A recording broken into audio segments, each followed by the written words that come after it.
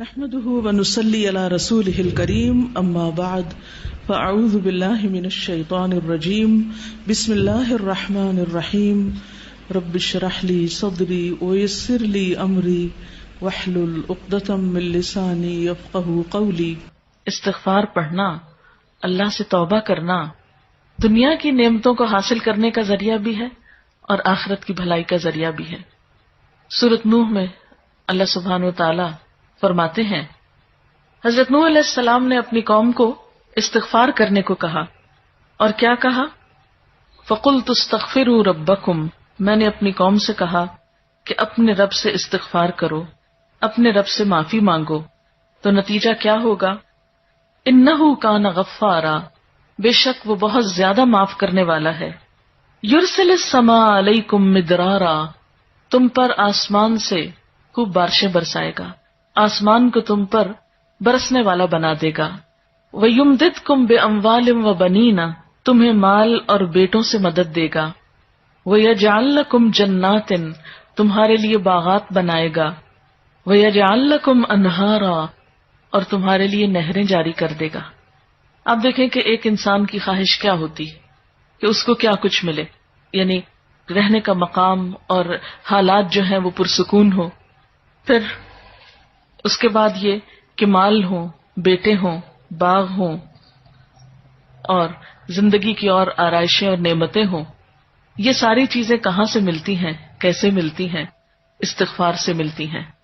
عام طور پر لوگ پریشان ہوتے ہیں، دکھی ہوتے ہیں۔ مثلا ایک شخص ایک بزرگ کی محفل میں آیا اور اس نے کہا کہ میرے حالات بہت تنگ ہیں، مجھے بہت پریشانی ہے، میرا رزق بہت تنگ ہے، تو آپ مجھے کوئی وظیفہ بتائیے۔ تو انہوں نے اس کو کہا کہ کثرت سے استغفار پڑھو۔ دوسرا آیا، اس نے کہا بچوں کی شادی نہیں ہوتی، تو آپ نے اس کو بھی کیا بتایا کہ کثرت سے استغفار کرو۔ تیسرا آیا تو کہنے لگا کہ بہت قحط سالی ہے، فصلیں اچھی نہیں ہوتی، تو آپ نے اس کو بھی استغفار کا بتایا۔ تو کسی نے ان سے پوچھا کہ بھائی 3 لوگ آپ سے 3 ڈفرنٹ مسئلے لے کر آئے ہیں، اپنی پریشانیاں لے کر آئے ہیں، آپ نے تینوں کو ایک ہی چیز بتائی ہے۔ تو اس پر انہوں نے یہی سورۃ نوح کی آیت پڑھ کر سنائی کہ دیکھو یہ قرآن میں اللہ کا وعدہ ہے، اور اللہ کا وعدہ سچا ہے۔ اللہ تعالیٰ کی بات سے بڑھ کر سچی بات کس کی ہو سکتی ہے؟ ہمارے پڑھنے میں کمی کوتاہی ہو سکتی ہے، لیکن اللہ کی بات میں کوئی شک نہیں۔ ذالک الکتاب لا ریب فیہ، یہ وہ کتاب ہے جس میں کوئی شک نہیں۔ لیکن یہ ہے کہ بعض اوقات ہم خود پڑھنے میں کوتاہی کر دیتے ہیں۔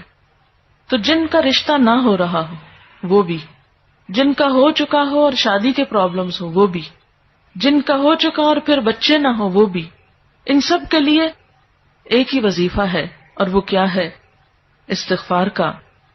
پھر اسی طرح ایک اور جگہ پر ایک اور پیغمبر نے اپنے لوگوں سے کہا وَاسْتَغْفِرُوا رَبَّكُمْ ثُمَّ تُوبُوا إِلَيْهِ إِنَّ رَبِّي رَحِيمٌ وَدُودٌ، اپنے رب سے معافی مانگو اور اس کی طرف پلٹ آؤ، بے شک میرا رب رحیم ہے اور اپنی مخلوق سے بہت محبت رکھتا ہے۔ یعنی جب کسی بندے پر کوئی تکلیف آتی ہے تو ایسا نہیں کہ اللہ تعالیٰ اس پر خوش ہوتے ہیں اور جان بوجھ کے ستانا چاہتے ہیں بندوں کو۔ اللہ تو بندوں کے حق میں بہت مہربان ہے۔ پھر سوال یہ پیدا ہوتا ہے کہ تکلیف آتی کیوں؟ اگر وہ ہم سے محبت کرتا ہے اور وہ بہت مہربان ہے، تو بات یہ ہے کہ کچھ چیزیں ہم اچھے حالات میں سیکھتے ہیں اور کچھ چیزیں ہم ہارڈ شپ سے سیکھتے ہیں۔ کچھ نعمتوں کی قدر ہم اچھے طریقے سے ویسے ہی کر لیتے ہیں، اور کچھ چیزوں کی قدر ہمیں اس وقت آتی ہے جب کوئی مشکل پیش آتی ہے۔ آپ دیکھیے کہ اس کی مثال یوں ہی ہے کہ جیسے کچھ کھانے آپ کچے ہی کھا لیتے ہیں، جیسے فروٹس وغیرہ ہیں، آپ کو پکانے کی ضرورت نہیں ہوتی، لیکن کچھ کھانے آپ کو پکا کر کھانے ہوتے ہیں۔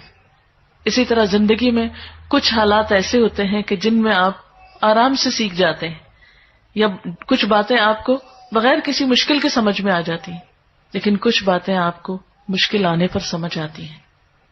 اور جس طرح انسان پختہ اور میچیور ہوتا ہے مشکلات میں، آپ نے دیکھا ہوگا کہ جو بچے ہارڈ شپس میں پلتے ہیں وہ بڑے ہو کر ان میں اسٹیمنا زیادہ ہوتا ہے، لیکن جو بچے بہت نعمتوں میں اور نازوں میں پلتے ہیں وہ اتنے بہادر اور اتنے ہمت والے نہیں ہوتے۔ اس لیے دھوپ اور چھاؤں، غم اور خوشی، دونوں اس کائنات کا حسن ہے۔ دن اور رات ایک بہت بڑی نشانی ہے ہمارے لیے تو اس لیے جب تکلیف آتی ہے تو اس موقع پر انسان اللہ کی طرف زیادہ رجوع کرتا ہے، اللہ کو زیادہ یاد کرتا ہے، زیادہ ذکر کرتا ہے، اور اس طرح انسان کے گناہ دنیا میں ہی معاف ہونے لگتے ہیں۔ ایک اور جگہ پر آتا ہے وَأَنِ اسْتَغْفِرُوا رَبَّكُمْ ثُمَّ تُوبُوا إِلَيْهِ يُمَتِّعْكُمْ مَتَاعًا حَسَنًا، اور یہ کہ تم اپنے رب سے معافی چاہو اور اس کی طرف پلٹ آؤ تو وہ تم کو اچھا سامان زندگی دے گا۔ یعنی دنیا کی اچھی نعمتیں کس سے ملیں گی؟ استغفار سے۔ اور اس کے لیے دعائیں کیا ہیں؟ ربنا اغفر لنا، یہ قرآن پاک کی دعائیں ہیں استغفار کی۔ ربنا اغفر لنا ذنوبنا واسرافنا فی امرنا وثبت اقدامنا۔ ایک اور دعا ہے ربنا آمنا فاغفر لنا وارحمنا وانت خیر الراحمین۔ پھر اسی طرح ربنا ظلمنا انفسنا وان لم تغفر لنا وترحمنا لنکونن من الخاسرین انت ولینا فاغفر لنا وارحمنا وانت خیر الغافرین۔ پھر اسی طرح ربنا فاغفر لنا ذنوبنا وکفر عنا سیئاتنا وتوفنا مع الابرار۔ پھر اسی طرح رسول اللہ صلی اللہ علیہ وسلم نے بھی کچھ ایسی دعائیں سکھائی ہیں جو استغفار کا ذریعہ ہیں۔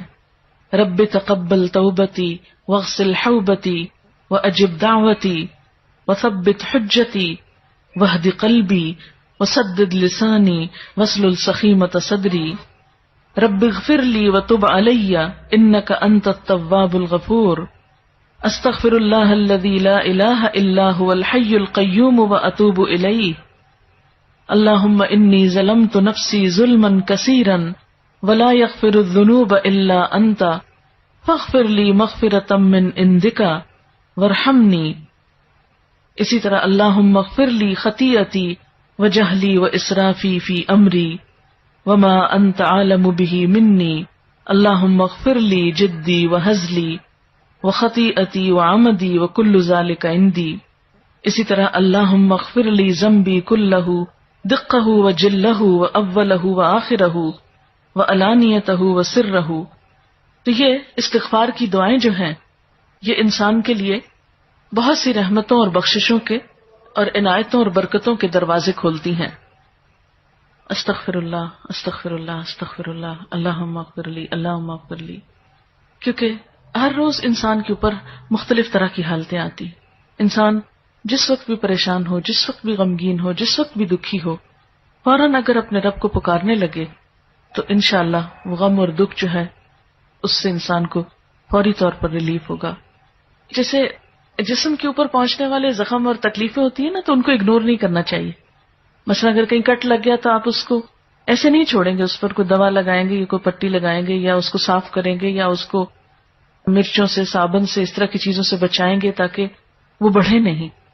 اسی طرح جو روح پر کٹ لگ جاتے ہیں یا انسان گناہ کر کے اللہ کو جو ناراض کر لیتا ہے تو اس سے انسان اگر فوری طور پر نکلتا نہیں اور اس کا علاج نہیں کرتا تو بعض اوقات وہ گناہوں کے دھبے اور وہ دل کی سیاہی اتنی گہری ہوتی چلی جاتی ہے کہ انسان کو ایکیوٹ ڈپریشن میں لے جاتی ہے، اور بعض اوقات پھر اس کے لیے بڑی بڑی دوائیاں اور بڑی بڑی دوائیں اور دعائیں بھی کام نہیں کرتی۔ اس لیے انسان کو ہر روز کثرت کے ساتھ استغفار ویسے بھی کرنا چاہیے۔ اسی لیے ہم دیکھتے ہیں کہ اللہ کے رسول صلی اللہ علیہ وسلم جو معصوم تھے، گناہوں سے پاک تھے، جن کا کوئی گناہ بھی نہیں تھا، وہ دن میں 70 سے 100 بار استغفار کرتے تھے، اور آپ سے بڑھ کر مصروف بھی کوئی نہیں تھا۔ ہم تو یہ کہہ سکتے ہیں نا کہ ہم کیا کریں، ہمیں تو وقت ہی نہیں ملتا، نماز پڑھیں یا یہ بچوں کو سنبھالیں یا کون سا کام کریں کون سا نہیں کریں، کس وقت یہ تسبیحاں پڑھیں۔ ٹھیک ہے، ضروری نہیں کہ آپ کسی کونے میں بیٹھ کے لمبی تسبیح پڑھیں، آپ اٹھتے بیٹھتے چلتے پھرتے باتوں میں، گفتگو میں، کسی کی سنتے وقت دل میں آپ استغفار کثرت سے پڑھ سکتے ہیں۔ اور جب آپ سے پوچھا گیا کہ آپ کے تو گناہ نہیں پھر بھی آپ اتنی استغفار پڑھتے ہیں تو آپ نے فرمایا افلا اکون عبدا شکورا، کیا میں اللہ کا شکر گزار بندہ نہ بن جاؤں؟ تو شکر گزاری تو ویسے ہی اللہ تعالیٰ کو پسند ہے۔ سبحانک اللہم و بحمدک اشہد ان لا الہ الا انت استغفرک و اتوب الیک۔